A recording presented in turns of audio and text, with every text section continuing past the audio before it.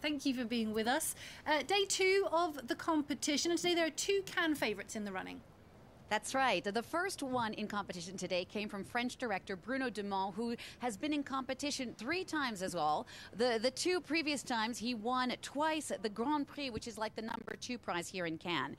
Now, this new film is called Slack Bay. It's a black comedy about turn-of-the-century France, northern France, and rich tourists who suddenly start mysteriously disappearing. Now, Nadia, quirky is not a strong enough word for this film. It's sort of in the same vein as Delicatessen from Jean-Pierre Jeunet. It's got an almost Monty Python feel to it. There are people who have silly walks. You have people flying in midair. Not to mention cross-dressing teenagers. There's a bit of cannibalism. Really, it is over the top. Now, starring in this film is French superstar and Oscar winner Juliette Binoche, who also worked with Bruno Dumont in Camille Claudel a few years ago.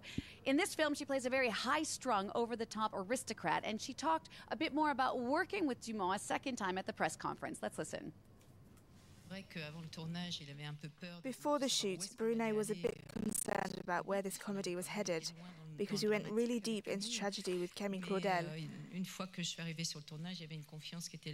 But once I arrived on set, there was a mutual trust. He did push me at times to bring out the tension and the unease and the irrationality that exists in this family, through what was not said, but also through its complicated history.